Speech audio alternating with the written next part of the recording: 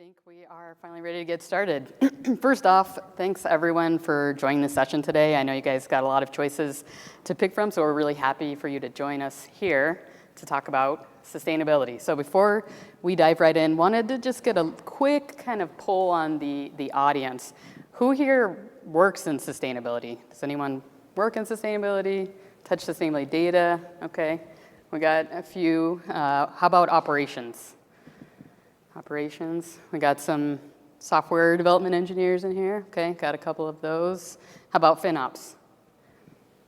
Okay, also this blinding light, so I see about 2 hands out there. Okay, all right, great. Well, hopefully this talk will kind of touch on all of those dimensions and have something a little bit interesting for our builders out there, our FinOps, our operations, and of course, hopefully you all walk away here wanting to get more into sustainability or at least thinking more about it. Last question before we kind of dive right in. Who knows what the customer carbon footprint tool is? Ooh, we got, all right, 3, all right.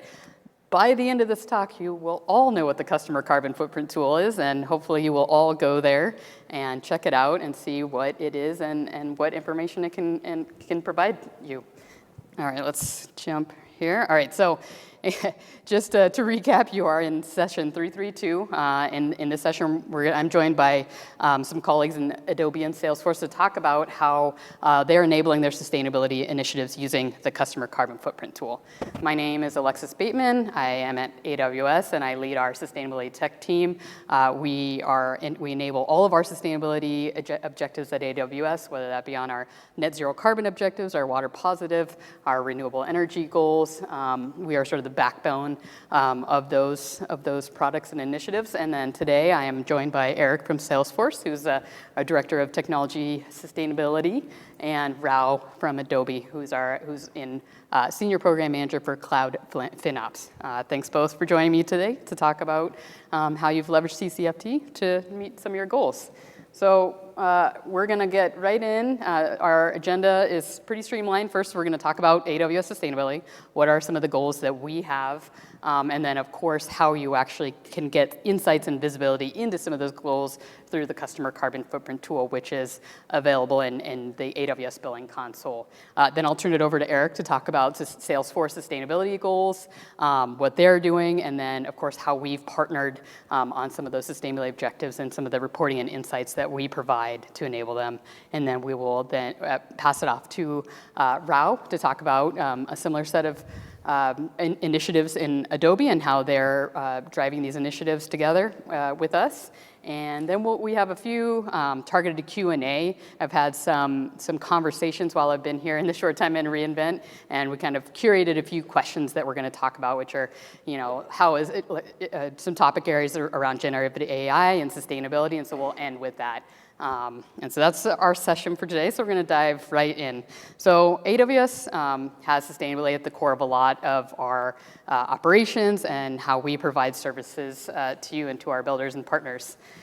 We are a climate pledge signatory, which is Amazon's Pan-Amazon climate pledge. This is to be net zero carbon by 2040. So Amazon co-founded this together with Global Optimism, and we are one of the signatories to the climate pledge and, of course, abide by that same set of objectives.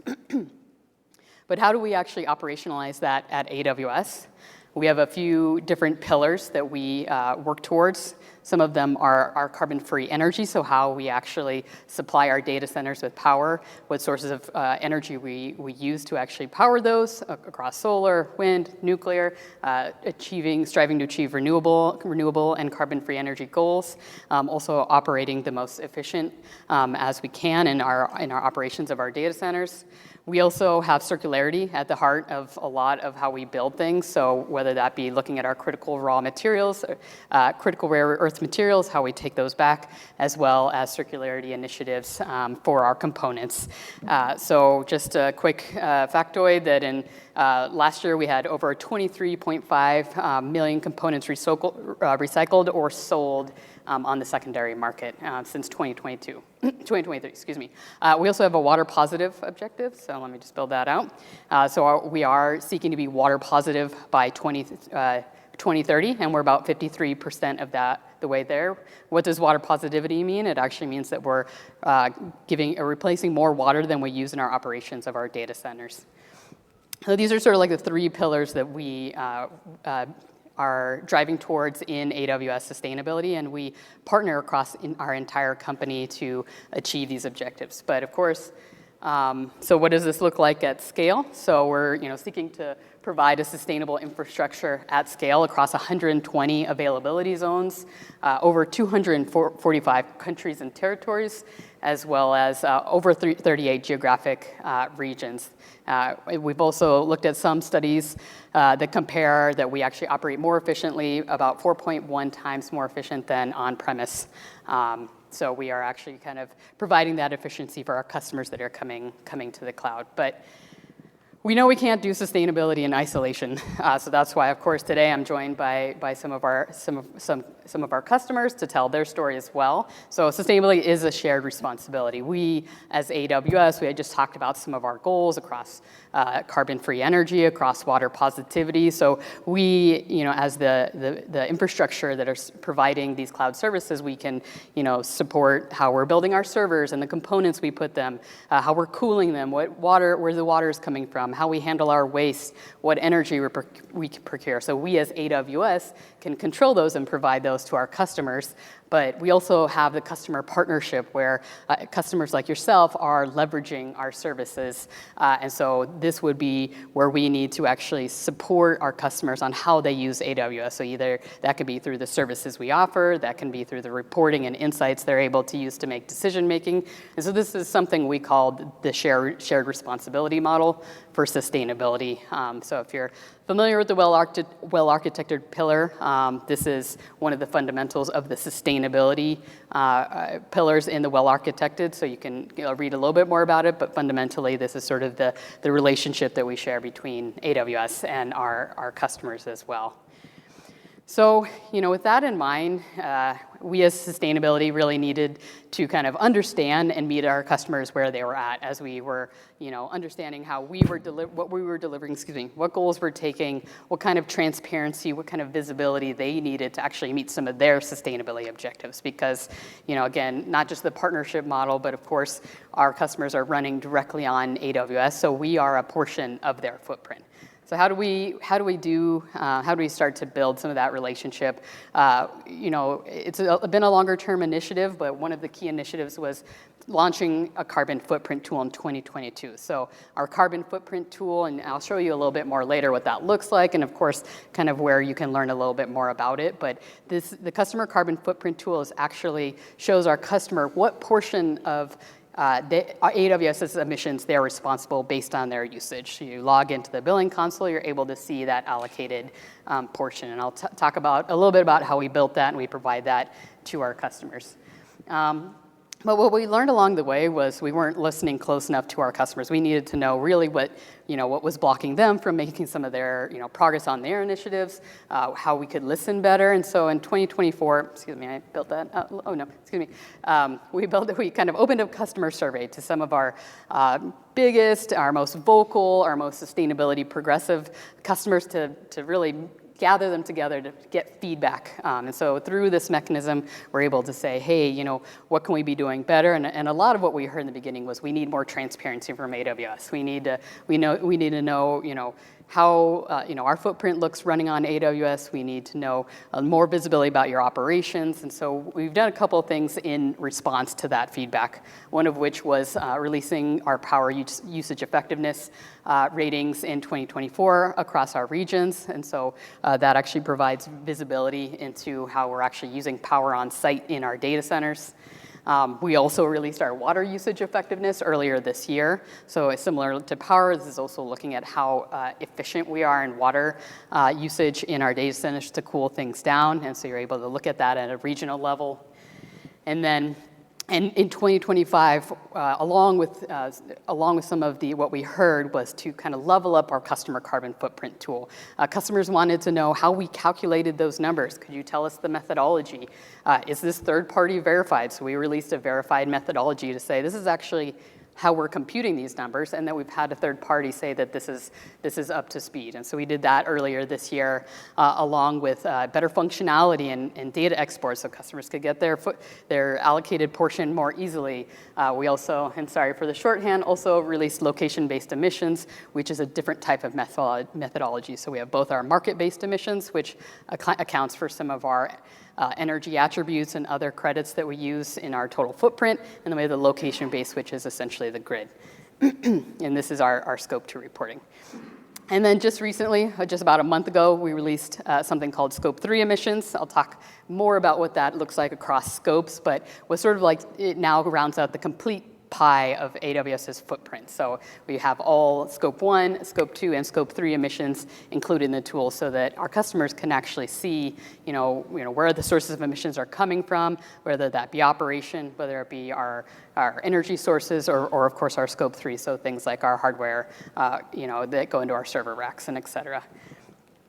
And then, we have a lot more plans going into this year. So we kind of hit a measure of success to have complete verified reporting. And in 2026, we're looking to increase the customer experience and additional granularity and keep serving our customers to be able to enable their sustainability initiatives. And we'll touch a little bit more on that later. But really, we'll continue to hear from our customers like Adobe, like Salesforce on what they need and really be responsive to that. So I talked about Scope 1, 2, and 3, right? Some of you may be like, okay, that's old news. I already know what that means. Some of you might not know what those scopes are, so I'll just give a quick recap on what Scopes 1, 2, and 3. So if we're thinking about carbon accounting, it's similar to financial accounting. This is actually how we account for the emissions that we generate as a business. So there's something called Scope 1 emissions. This is like our operational emissions, so things like our backup generators or others that we're fully responsible for. There's Scope 2, which is essentially where we're getting our energy from, the grid, and so the sources of energy that actually supply our data centers. And then there's Scope 3, which are basically all the components, materials, hardware, cement, everything that goes into our actual physical data centers to actually power all the compute that services that we're actually providing to our customers. And so just as sort of like a recap on all of those, that's sort of just to provide that visibility. So how do we actually compute the sustainability footprint, the carbon footprint? So we have a variety of different data sources that come from around our business. So things like hardware components and processors, data center building materials and equipment, like what I talked about, all the way down to the cement, the energy consumption, where the grid source, water usage, all of these different data sources we actually take in from all over our business to be able to compute this footprint and actually provide it out to our customers.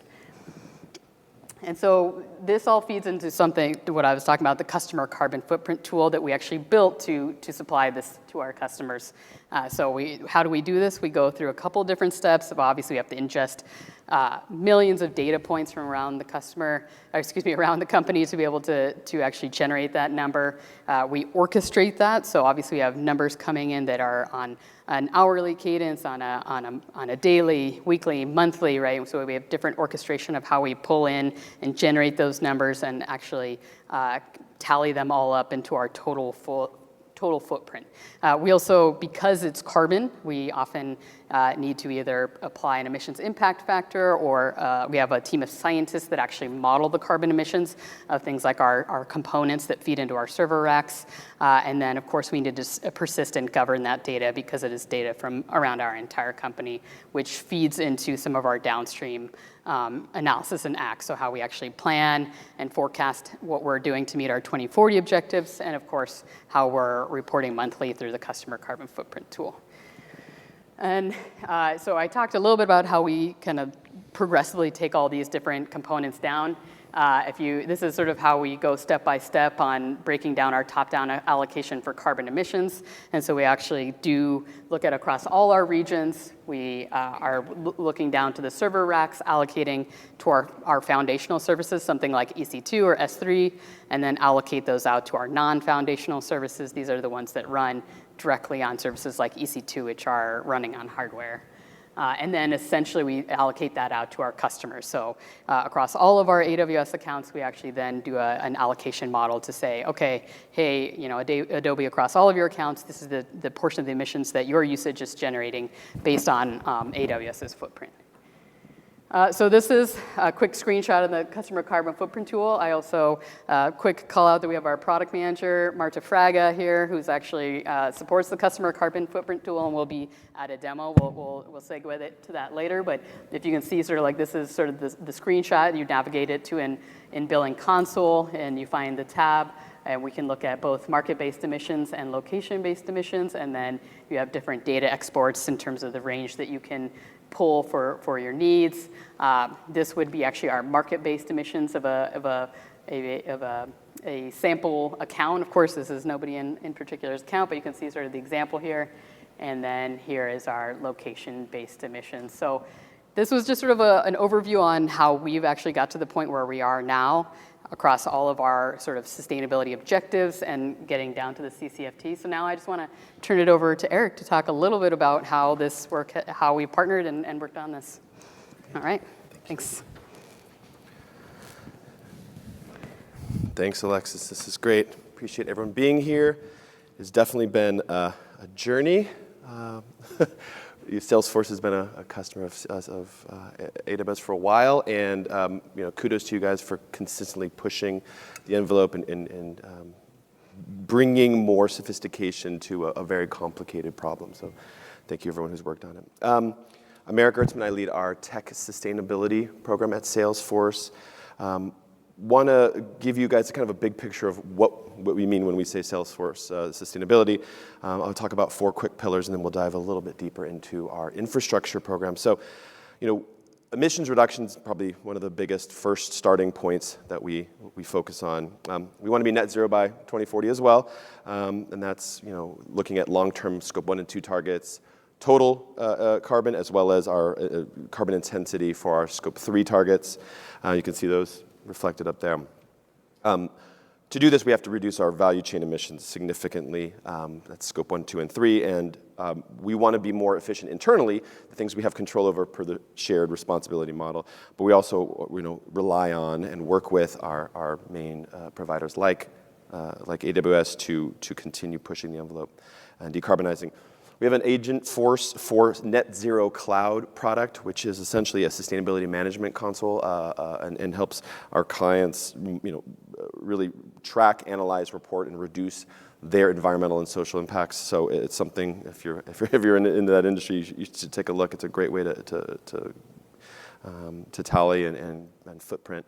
And then we have agents. As you know, Salesforce is big on agents, as many of you are, and there's a lot of internal and external agents that are doing a lot of great work with sustainability, and if we want to talk about that near the end, we can. As far as energy transition goes, we are pushing hard to continue moving the industry forward. For ourselves, we have been 100% renewable energy since 2021, and that is scope 1 and 2. We are looking further than that. We're looking at location-based grid emissions. We're looking at our scope 3. We're trying to look at as the market is market-based emissions by time and space, and consider what the right thing is for the world and the economy. We're helping to innovate at scale, right, and scale certain technologies, whether that's efficiency, fuels, renewables, removals. Pushing the industry where we can, where we don't necessarily have direct control, but we have our influence. We want to be nature positive. Nature positive doesn't always show up in everyone's sustainability reports, but it's important to us. We believe that the health of business relies on the health of nature. It's kind of a no-brainer. We all float around on this rock together. However, there have been studies from the World Economic Forum and others that say that there's a tremendous amount of economic value. In fact, $10 trillion worth of annual business value and almost 400 million jobs that can be developed by 2030 if we implement nature-positive policies out there. So huge to think about. We want to reduce our impact. We've talked a lot about carbon, but water is a huge focus. It's a hyper-localized resource. We're thinking about it at our data centers, the resilience of the power grids. Power grids use a lot of water, something we're very focused on going forward. And we're also thinking about investing in upstream watersheds, quite literally upstream, to make sure that we have resilient sources of water to continue powering our data centers and our offices. We also have a $100 million nature and sustainability fund. We are looking at nature-based solutions for decarbonizing through nature solutions like the 1 Trillion Tree Initiative. Many of you may have heard of that, 1t.org, very important initiative. And then we recognize that big companies are not going to do this alone. We have to foster an environment where ecopreneurs, small mission-driven companies that are doing a lot of good sustainability work can be successful, and through our philanthropy, our ventures work, putting our full capital stack at play there to support them.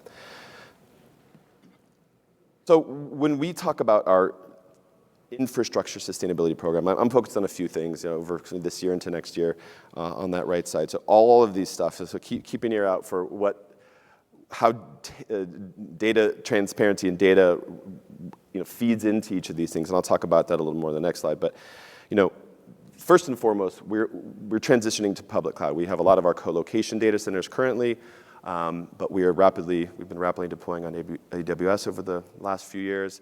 That requires a lot of data to understand sort of the right economic incentives, the right sustainability impacts, and then going forward, making the case for continued deployment.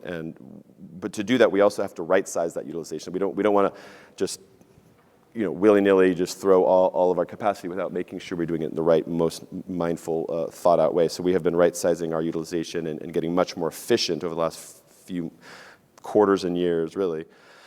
And in the shared responsibility model, we have thought a lot about cost-driven optimizations. FinOps professionals, if you're in here, it sounds like there's a few. You think a lot about keeping costs low and thinking about the cost to serve and unit costs. We do the same thing with a carbon lens, and they're very, very similar pathways. And it's okay to work together and one ride the coattail of the other, and oftentimes work together to double sort of the impact and the incentive, the business drivers. But it includes things like selecting the right instances, which I think a lot of you are thinking about, using S3 intelligent tiering, upgrading to EBS, GP3, things like that, suspending or releasing ODCR capacity, things that make you more efficient and drive costs down and carbon down.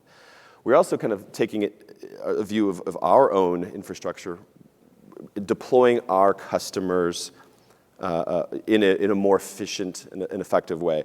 So we think about the efficiency as, and we try to benchmark where they should be based on where we seek similar customers and try to help give them tools to deploy the most effectively, which then, of course, makes us more efficient as well. But we're staying mindful of regions for carbon intensity, but also water stress. Big deal, and we are giving customers an option to actually deploy or migrate either from their co-location to clean regions or from AWS to AWS regions as they if they have priorities to be in the greener regions. We're trying to develop software code that's more efficient, elegant, and avoids anti-patterns that really can drag resource utilization down. So it all starts with that underlying code, and it's both human-generated code and AI-generated code that we're really trying to think about going forward. We're tracking water, we're tracking e-waste, we're trying to set the performance expectations, try to understand when we're talking about WE and PUE, we're thinking about climate, we're thinking about where, what is the right strategy, the trade-offs between carbon and water. And so data is highly important for that. And then, of course, we're continuing to engage a variety of stakeholders, customers, regulators, investors, and data is super important for those purposes. So I wanted to kind of reiterate some of the things. Different types of data have different purposes, and we need a lot of it for a lot of different purposes, right? So location-based grid emissions is important for certain uses. Market-based, we require, and thank you guys for continuing to push to bring more types of data to us. Scope 1, 2, and 3, the supply chain is really important as we become more sophisticated with the decisions we make as customers, suppliers, our customers. It's a big ecosystem where we have to all think and work together. And so that as sort of dissected by master payer account and sub-accounts, by regions, by service level stuff. WE we talked about by region, but all regions with withdrawals and potentially in the future a variety of other things which I've kind of put there. Those are kind of in my brain of things, and I know you guys have been thinking about those too. So those 4 categories to the right are sort of where we use things. Like, so footprinting, right? We have to keep a track of historicals. We do that internally to track where we are and where we're hitting our goals, but we also have to do external reporting, either through our stakeholder impact report. We have to plug in to CDP or the 10K filings, things like that. That all requires data from the CCFT and AWS to get that right. Forecasting and trend setting, we take historicals, think into the future. We have science-based targets we have to hit in 2040, and we need to know what trends we're on and how we're doing with our current and forecasting going forward. Internally, it sort of dovetails with this internal analysis, but it goes kind of a level deeper because we think about each of our business units. Many of you know Salesforce is a CRM company, which obviously it is, but we have a lot of other arms. We do marketing and commerce. We have Slack under our umbrella now, and Tableau, MuleSoft, a lot of these products that people know and love, but do have sort of different businesses, different metrics, and as we think about that, we need AWS data to match with that to help us find patterns and kind of opportunities. And then lastly is stakeholders. We talk about engaging customers. That is hugely important for us. Our customers are constantly asking for what their usage of our cloud is, our products are. And of course, we rely on AWS in many cases to sort of pass through some of that data. But also when we set expectations for suppliers, we engage our suppliers, we think about industry benchmarking, all of that stuff is going to be required. And we think a lot about how we can bring that data into the richest way possible. So with that, I will stop. I'm going to turn it over to Ralph from Adobe to talk, and then looking forward to some discussion after that. Thanks.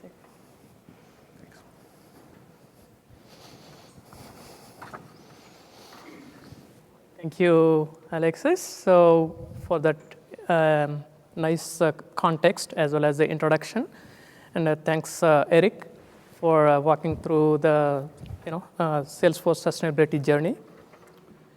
It's inspiring to see how this collaboration drives the collective progress in our, in our industry. So this is a perfect example of the collaboration. And hello, good afternoon. My name is Rao Charaganla. I'm a senior program manager at Adobe. I lead the initiatives in cloud FinOps as well as sustainability. So one of the things is like at Adobe, the sustainability is mindful and intentional. So the thing that we wanted to kind of do is that the sustainability is not a kind of journey. It's not a destination. So it is actually ingrained as a business DNA within Adobe. One of the things that I wanted to focus on here is that Adobe sustainability journey stands on 3 pillars. So one is the product pillar. And the product pillar is where we are developing the digital workflows for our customers to enable their process flows.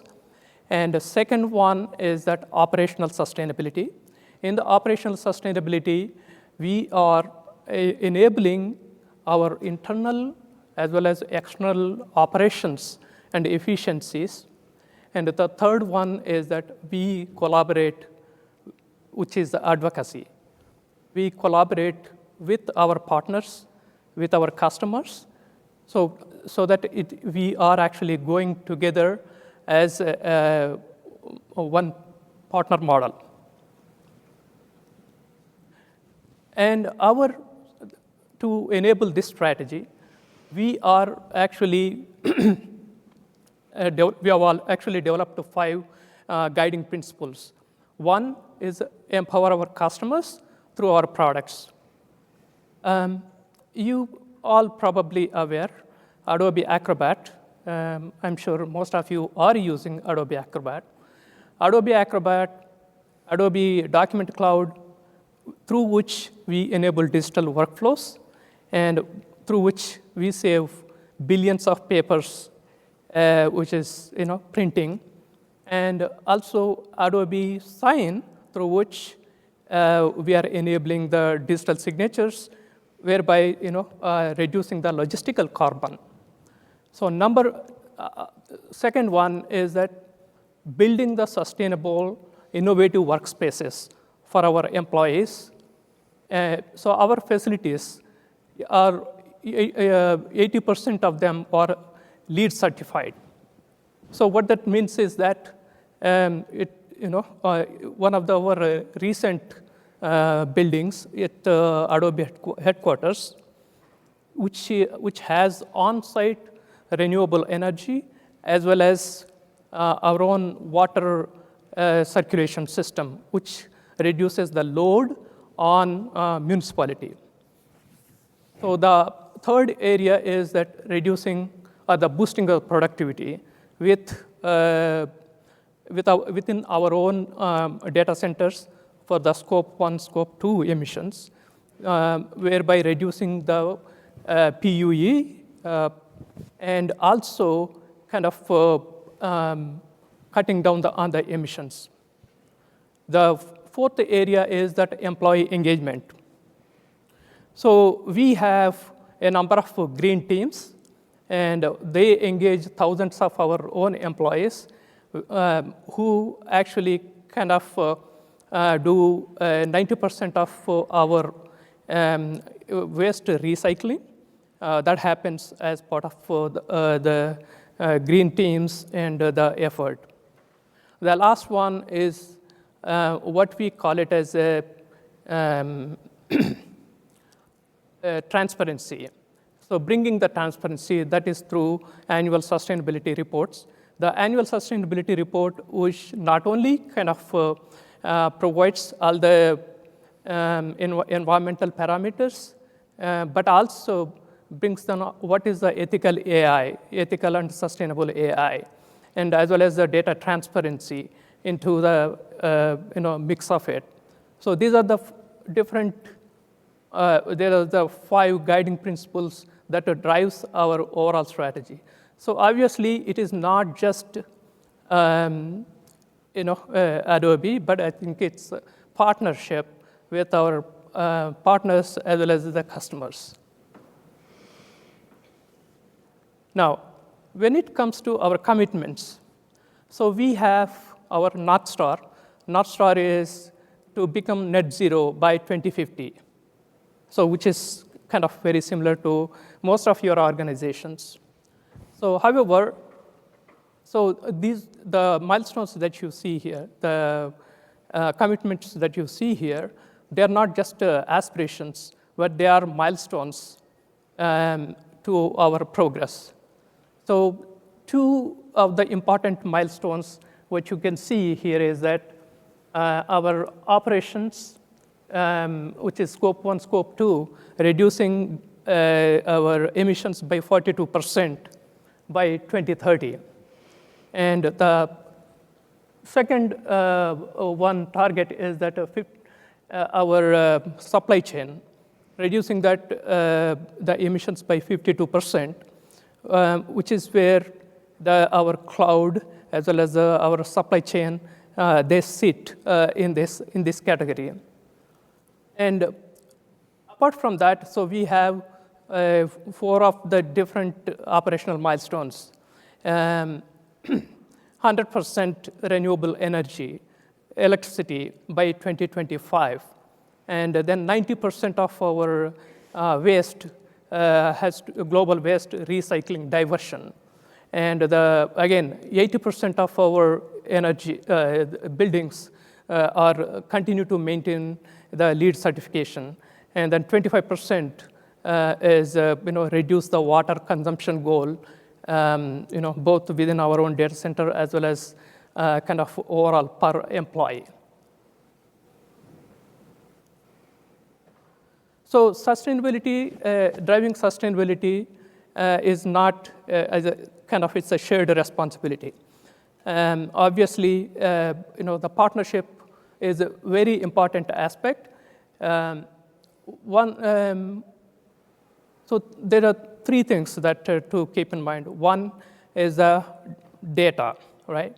So from data and deriving the insights, that's one important aspect.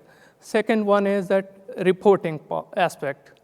From data to reporting, so we have several types of reports, right? So sustainability disclosures and deep diving the internal reports to understand the carbon footprint for each of the products.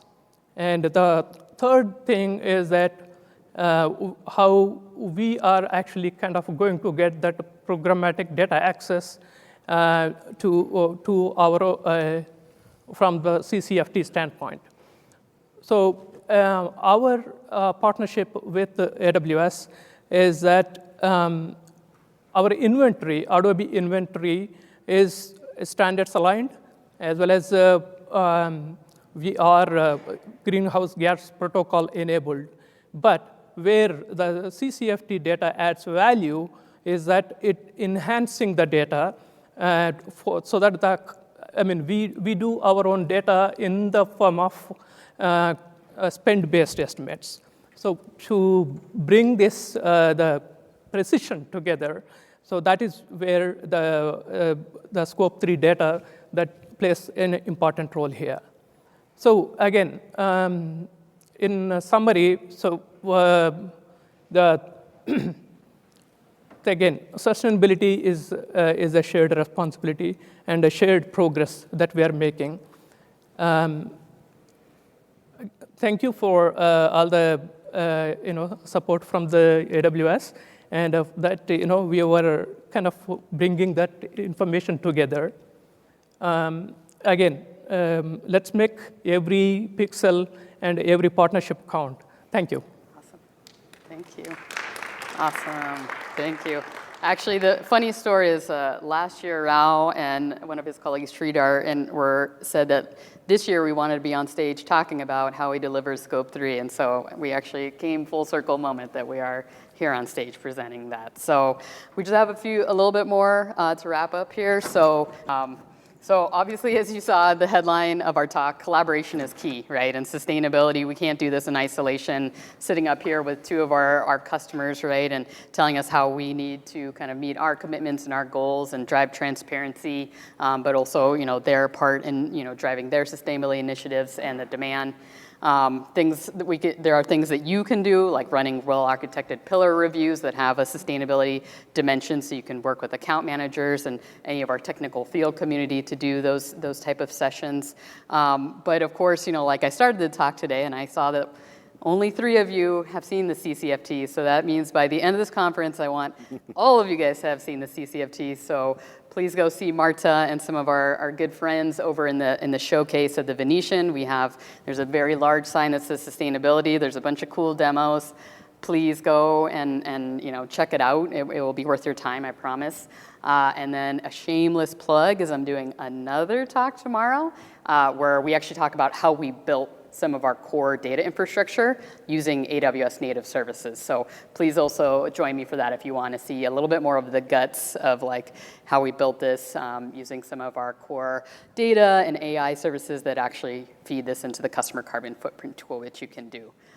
With a few minutes left, I had kind of heard some conversations in these early days about maybe some topics we just want to, we got about 9 minutes left to just kind of bring some of these, some questions and topics I've heard. And so did want to kind of ask you guys a few questions while we're still here together. And I think the elephant in the room that I've heard from some folks is Gen AI, right? And so we obviously, we're here as sustainability professionals, but wanted to get your take a little bit on like how, as large organizations like Adobe and Salesforce are starting to kind of grapple with, being, in a sustainability position, but also with the growth of AI, and we know there are more environmental pressures with that. So maybe I just ask, Eric, if you want to like comment, or, yeah, sorry, Rao.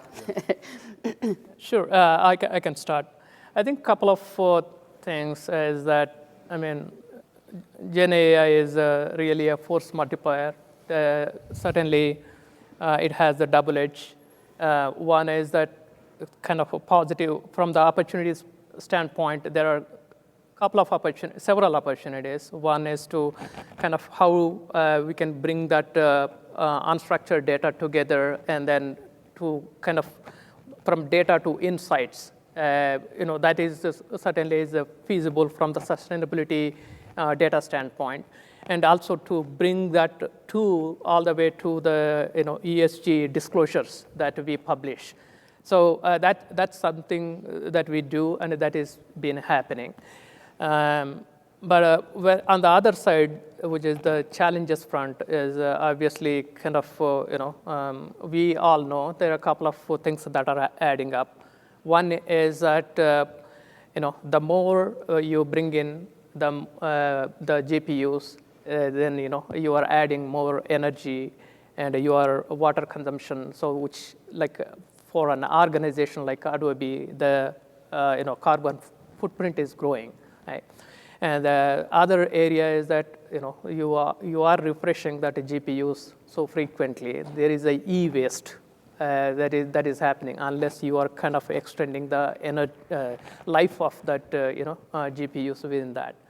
So I think because when you are looking at that accounting part of it, right? So you are accounting that to the customers as well, from the hyperscalers to customers.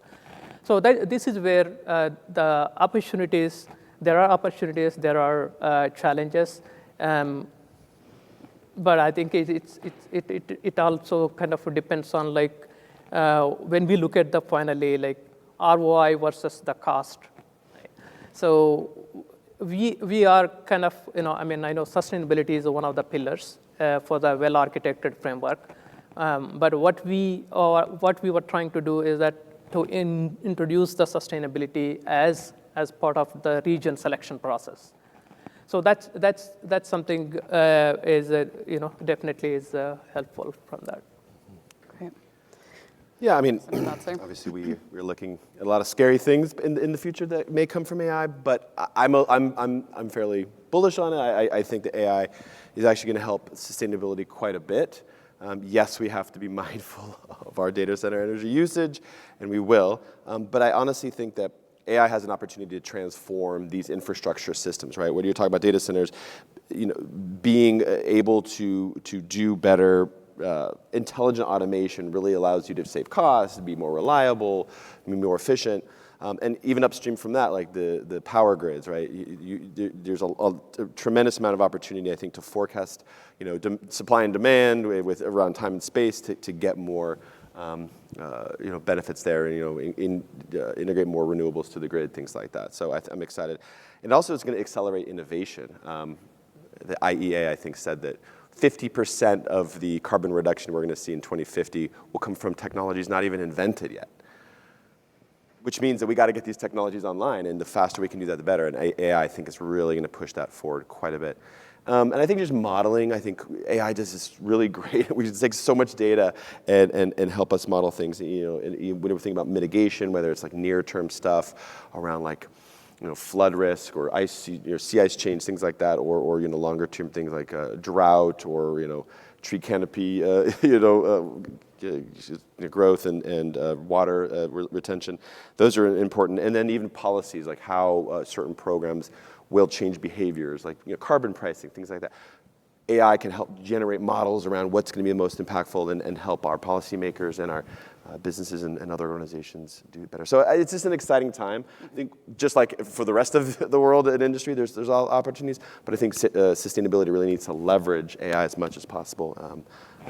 I think the whole industry will be better for it. Yeah, awesome, great comments. I mean, I will also say that, we as an engineering manager, myself, right, we have our developers building products at a faster pace than ever before, leveraging some of our core, developer products like Kiro, and then of course, tomorrow I'll talk a little about like Bedrock, where we're actually using that to make insights and actionability more accessible to all of our internal and eventually external stakeholders as well. So we're seeing, obviously some of the kind of daunting things that we need to continue to operate more efficiently, but then also how we're building and supplying more sustainability, transparency, and progress, leveraging AI. So we're also seeing that here with AWS as well.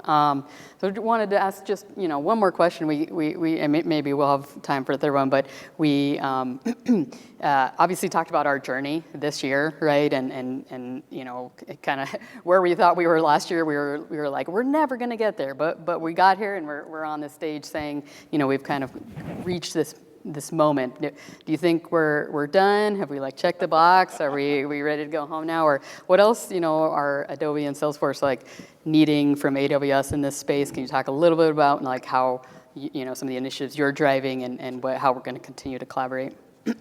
Yeah, I mean, kind of a loaded question, right? We're never going to be done. Yeah, I think as sustainability professionals, we have to keep pushing the envelope, and again, tremendous amount of progress.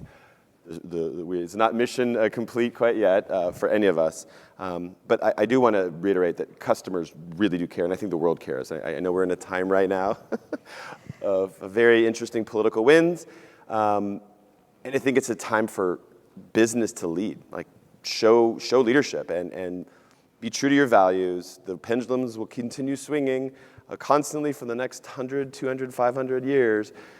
So, I think the importance of sustainability, it's not just about hugging some trees, it's really truly about delivering social value, economic value, business value, longevity of your business, de-risking, improving a variety of different things that are associated with your business, driving down costs, et cetera, et cetera, et cetera. So for us, it is not done. Thank you for your partnership. We want you to keep going. I think the things we would like to see is, just continued accessibility, more access to our data, and maybe even better tools, maybe easier, APIs, more recent data, right? No lag time, which I know is on the horizon, which is exciting. Granularity of data, right? We sometimes look at very high levels, but going forward, we're going to go deeper and deeper and deeper in our stack and try to understand where the carbon footprint's coming, so we can analyze that at a better level to help us, make better decisions in our sustainability program. And I think probably, actionability or identifying opportunities within our deployments on AWS is an area where we'd love your support more and more and more, and help us understand the places. And that shared responsibility model, I know there was a very clear pink and blue category, but the reality is, you know so much about your infrastructure, you know so much about running workloads on the cloud, that the more you can help your customers figure out ways to be more efficient, I think would be great. So these are things we can talk about next year, right? And the year after and the year after. We'll stay busy, yes.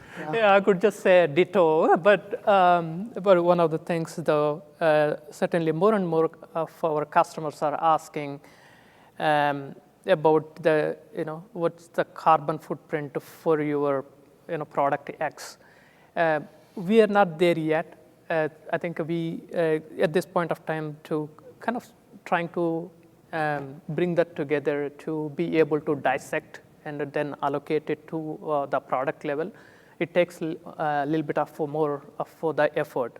So that's one use case, and the other one is that again, mostly the customers from the Europe, they started asking the questions about AI, Gen AI footprint, and I think again that all points to that what Eric, you are mentioning about the data granularity and the data accessibility.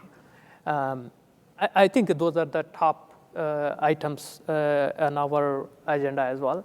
And then we are actually kind of excited about the console, CCFT console, and it's because that gives them more access also, kind of from that standpoint. And of course, one of the exciting things that you were mentioning about in the roadmap is the monthly data, availability of monthly data. So yeah, no, I mean, I think for the last 12 months or so, I think there's a tremendous progress that's been made. But certainly, continue to push the envelope for data accessibility and the granularity. That's Awesome. I mean, I always like to hear that there's going to be plenty of work for my engineers for a while to come. So sounds like we got a lot of things coming. So we have a lot of things planned. And as I look over at Marta, we'll be one of the key orchestrators in 2026. So keep watching this space. Lots of interesting things in terms of where we're driving granularity so that partners like yourselves, like Adobe, like Salesforce, can continue to kind of innovate on AWS with sustainability in mind. So really thankful for you guys joining today. Like I said, just one more shameless plug. Go to our demo desk in the showcase, big sustainability sign.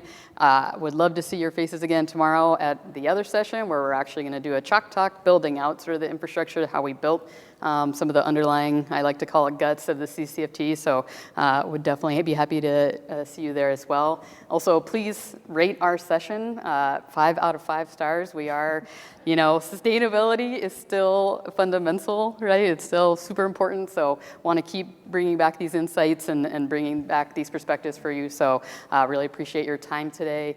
Don't forget AWS Skills Builder. Here's my obligated slide that I need to pop up for you. But we'll also, I kind of did sort of a pre-curated set of questions, but we'll be around for a few minutes if you want to come up and chat to us after. So thank you again so much.